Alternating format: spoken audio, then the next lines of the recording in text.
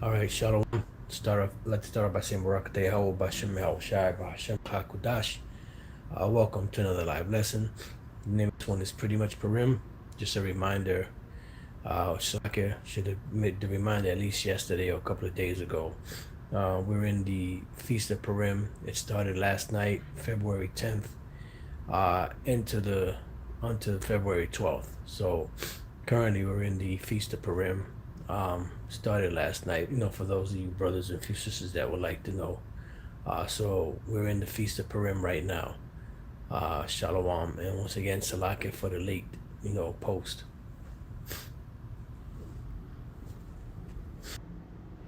All right, shalom, shalom. First and foremost, I want to give all praise, honor, and glory unto Yahweh, Bahashem, Yahweh Shai, Bahashem, Rachak Wadash. Double honors to the elder apostles and the elder bishops of Great Millstone, who rule very well, very beautifully.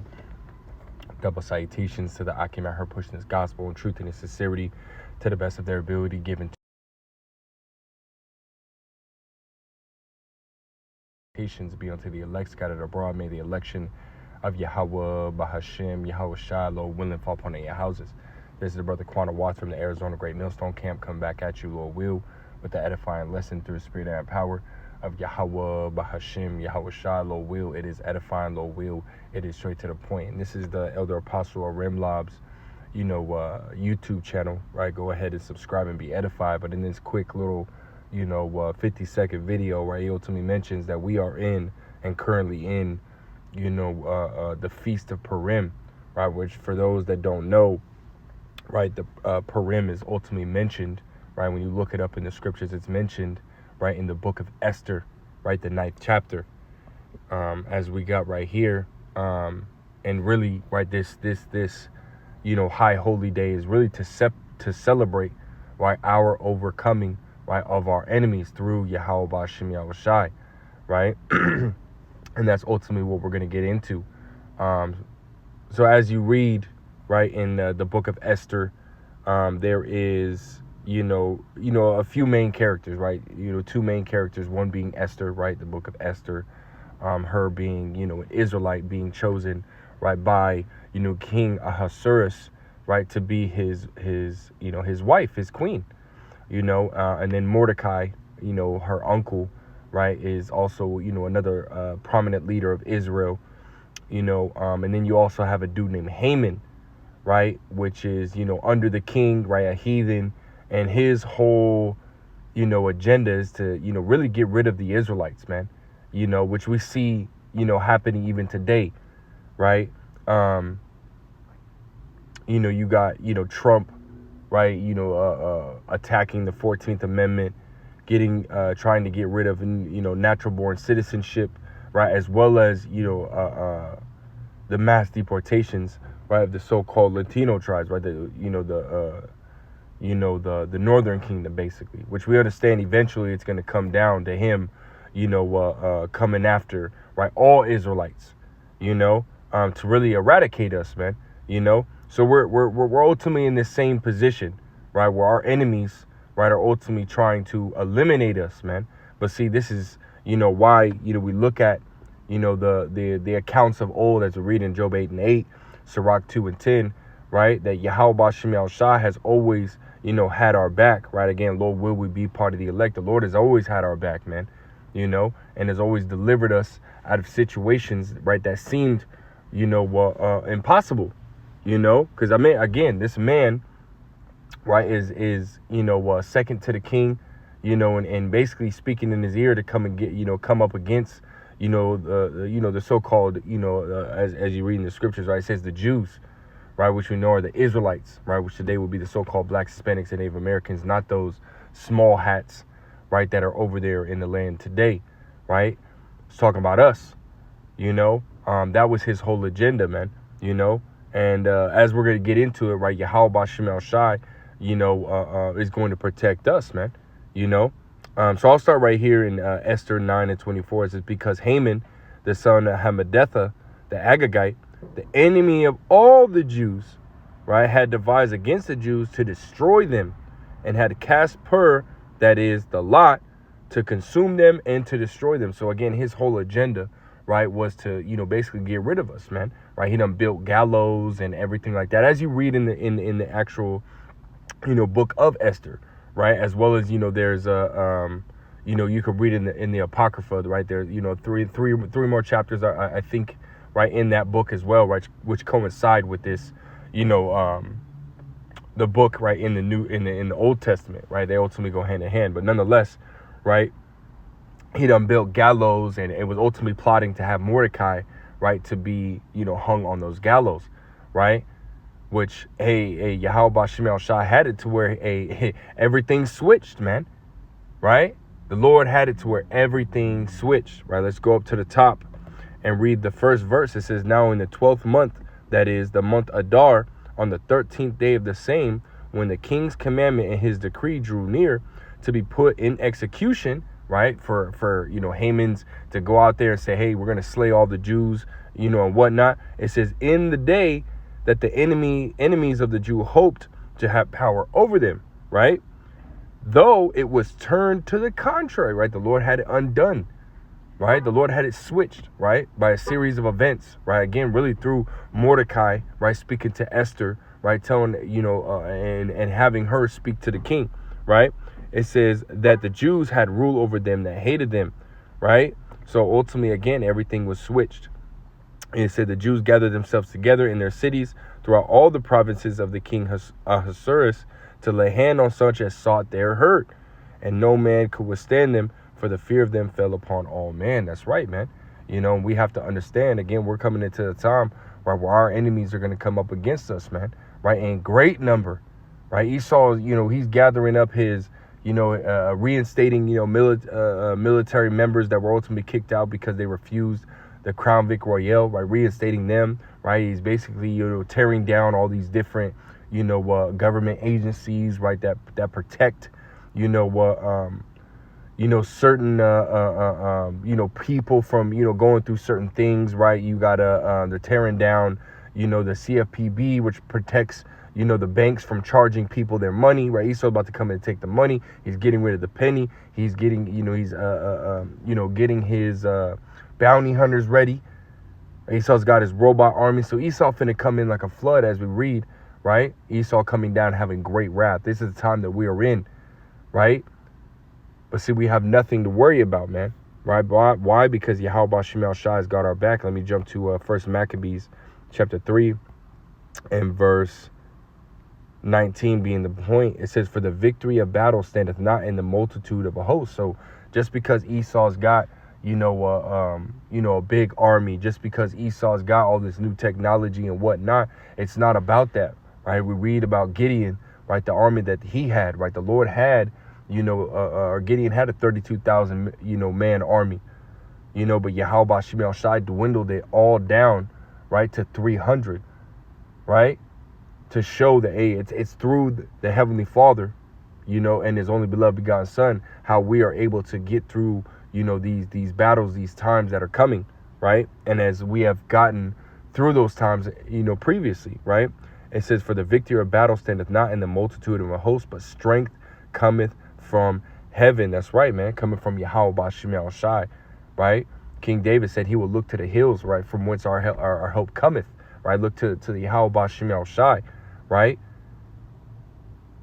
Because again, right, when we, as we see, right, our enemies approaching, as we see, them, moving, more and more, right, first and foremost thing we should be doing is praying to Yahweh Shemel Shai, right, that he protect us, right, keep a hedge of protection around us, and continue to watch, continue to pray, and go on about our days, man. Hell, even now, right, Yahweh Shemel Shai is protecting us, man. Right, there's things that we can't see because the scriptures say that we wrestle not against flesh and blood. It's like a flesh and blood, but against principalities, right, against these spirits and whatnot, So it's a spiritual battle that we're dealing with as of right now, man. So the Lord is ultimately protecting us, through the spirit. Hey, but soon, right, Esau's going to physically come down, and we're going to need that physical protection, right? And see, Yahweh Shemel Shai is going to do just that for us. Again, Lord, will we be of that number, man? Let me grab, let me grab Deuteronomy, the 20th chapter, right? Because again, the Lord has, a rep for doing so, right? Deuteronomy 20:1, it says, when thou goest out to battle against thine enemies and seest horses and chariots and a people more than thou, be not afraid of them, right? We're not supposed to be afraid, right? Because again, the Lord gave us not the spirit of fear, but of power, of love, and of a sound mind, right? We're not supposed to fear man. We're supposed to fear Yahweh B'Hashem Yahushai, right? It says, for Yahweh B'Hashem Yahushai, thy power is with thee, which brought thee up out of the land of Egypt. And it shall be, when ye are come nigh unto the battle, that the priest shall approach and speak unto the people, and say, and shall say unto them, Hear, O Israel, right? Hear, O Israel, ye approach this day unto battle against your enemies. Let not your hearts faint, fear not, and do not tremble. Neither be ye afraid because of them, right? They were ultimately exhorting the people, man, right? Which is, really like when, you stand there, you watch these movies, right? The king always has his, that speech, right, that he gives to the, his army, saying we're going to overcome them and so on and so forth, man. And then everybody goes, yeah, and this is basically what, what they're doing, right? The priest would go and say, hey, don't be afraid, right? The Lord's got us, right? And this is what we're doing now, right? We're saying, hey, don't be afraid, right, of Esau, Edom, and what he's about to come do, right? Because we know that Yahweh B'Hashem Yahushai's got our back. And again, as we're reading, right, he's got a rep for doing that, So we ultimately got to, truly trust and believe, right, in the report, right? Because these are honest and true reports, man. It says, let not your hearts faint, fear not, and do not tremble, neither be ye terrified because of them. For Yahweh B'Hashem Yahushai, your power is he that goeth with you to fight for you against your enemies, to save you, man, right? And again, right, I just want to go and, touch right on King David, right? The Lord ultimately delivered King David, from his strong enemy, right? Deuteronomy, or it's like in Psalms 18 and 17, it says, he delivered me from my strong enemy and from them which hated me, for they were too strong for me, right? So it's not by, a man's strength is he able to, ultimately win, in battle, right? Again, as we read, is our strength coming from heaven. And King David said it, said the same thing, right? It says, they prevented me in the day of my calamity, but the Lord was my stay, right? We'll drop down to 32. It says, it is the Most High that girdeth me with strength and maketh my way perfect, right? It says, he maketh my feet like hinds feet and setteth me upon my high places. So a King David, right? The Lord gave King David the ability, right, to leap bounds, man. I remember a brother talking about how King David, man, King David was able to fucking jump, over walls of castles, man, right? Which we know castle walls were extremely high, man. 50, 60, 100 feet tall. He was able to leap bounds, right? Verse 34, he teacheth my hands to war, so that a bow of steel is broken by mine arms, right? It says, thou hast also given me the shield of thy salvation, and thy right hand hath holden me up, and thy gentleness have made me great. Thou hast enlarged my steps under me, that my feet did not slip. I have pursued my enemies and overtaken them, neither did I turn again till they were consumed. And this is what Lord will, right, we're going to be doing, right? When the Lord ultimately, delivers us, hey, what's going to happen? The Lord, we're going to go from being, fishers to hunters. Hell, even in, the time of Jacob's trouble, man. Hey, the Lord is going to endow some of his men, right, with spiritual power to fight back against these damn devils, man. Right? Scriptures say that in the day of thy power, that a lot of Israelites are going to believe, that they're going to see and they're going to believe. They're going to see that power, us fighting against our enemies and killing them and destroying them. And you're going to have a lot of Israelites that are going to see that and believe, man. Just in that time period. Just in that time, just in Jacob's trouble. Well, how much more, right, is everyone going to tremble and be in fear when the elect as a whole, right, all the men coming down with power, subduing their enemies, right? It's going to be a glorious day, man, right? Verse 38 says, I have wounded them that were not able to rise, It's like I have wounded them that they were not able to rise. They are fallen under my feet.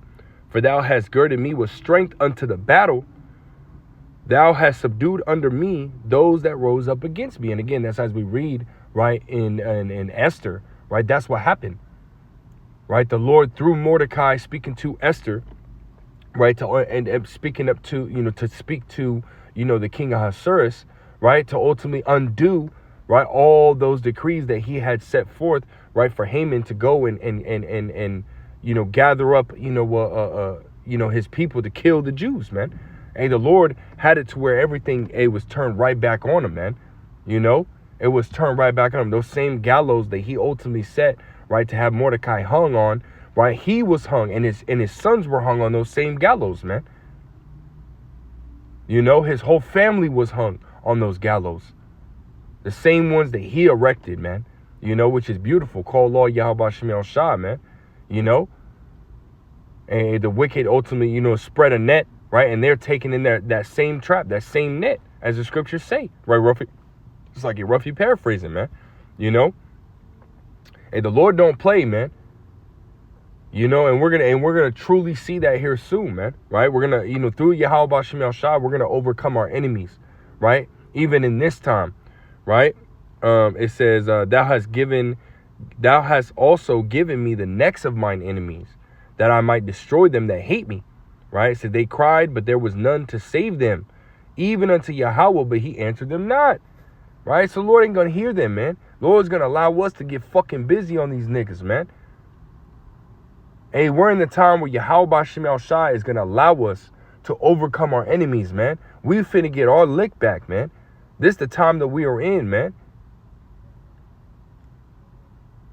Hey, these devils got something fucking coming, man. And it ain't pretty. It ain't nice. We're not about to share the kingdom with these devils. No, fuck no, man. It says, then did I beat them small as the dust before the wind. I did cast them out as the dirt in the streets. Thou hast delivered me from the strivings of the people, and thou hast made me the head of the heathen. Right? We're going to be on top. Right? We're going to be on top. Deuteronomy, the 28th chapter, beginning at the first verse. We're going to be on top. We're no longer going to be, the borrower, right? We're going to be the lender, right? As the scriptures say, right, the borrower is subject to the lender, right? And right now, we're the borrower, man, right? We should go to our enemies and want of all things. That's part of the curses, but those curses are coming upon our enemies, Deuteronomy 30:7, right? We're no longer going to have to be on bottom, right? We're no longer going to have to be, the tail being dragged through the shit. We're going to be on top, man. Right? It says, a people whom I have not known shall serve me. As soon as they hear of me, they shall obey me. The strangers shall submit themselves unto me. That's what's going to happen, man. Isaiah the 60th chapter says, strangers, right, shall come and build up thy walls. Right? They're going to be subject unto us, man. When you go into that word subject, it goes into what? It goes into under the control of. Right? It says, the stranger shall fade away and be afraid out of their close places. Yahweh Ba'ashem Yahushai liveth, and blesseth, and blessed be my rock, and let the power of my salvation be exalted. It is the Most High that avengeth me, and subdueth the people under me. He delivereth me from mine enemies, yea, thou lifteth me up above those that rise up against me. Thou hast delivered me from the violent man. That's right, man. And as it says right here, it says, therefore will I give thanks unto thee, O Yahweh, Ba'ashem Yahushua, among the heathen, and sing praises unto thy name. Great deliverance, right? Great deliverance giveth he to his king, and showeth mercy to his anointed, to David, and to his seed forevermore. Right, man? And we'll go back to Esther, right? And we'll finish up. So I gotta get out of here soon. But this is Esther 9, and we'll continue on. In verse 25, it says, but when Esther came before the king, he commanded by letter that his wicked devices, which he devised against the Jews, right, going into Haman, right, Haman devising those wicked devices, the gallows, and again, the different wicked decrees that he was trying to persuade the king to ultimately enact, right? It says, should return upon his own head. right? Beautiful, man. It says that he and his sons should be hanged on the gallows, right? Wherefore they called these days Purim, after the name of Pur. Therefore, for all the words of this letter and of that which they had seen concerning this matter, and which had come unto them, the Jews ordained and took upon them, and upon their seed, and upon all such as joined themselves unto them, so as it should not fail, that they would keep these 2 days according to their writing, and according to their appointed time every year. And these days should be remembered and kept throughout every generation, every family, every province, and every city. And that these days of Purim should not fail from among the Jews, nor the memorial of them perish from their seed. That's right, man. And, we ultimately, again, we take these, these days, right, which we, brothers, are constantly doing, but even more now, right? And remember, these different accounts, right? The Lord allowing us to overcome our enemies, man, right? And just as he did it, back then, he's going to do it again, right? Again, Lord will be of that number, right? We're going to be a part of those that are going to get a lick back, man, right? On our enemies, right? Through Yahweh Bashim Yahushua, man. But I didn't want to make this too long, man. I got to get out of here, man. I just wanted to ultimately touch on that. Lord will was edifying. Lord will straight to the point. We're finna, man, Esau got a lot of shit coming, man, right? All that shit that we're reading, man, those same things that he devised against us, man, are going to be turned back on him, and he's going to have to pay, man, So with that, Lord wills, edifying, Lord will straight to the point. I want to give all praise, honor, glory to Yahweh, Bahashim, Yahweh Shai, Bahashim, Rachak Wadash, that belongs to the elder apostles, the elder bishops of Great Millstone. Till next time I say shalom.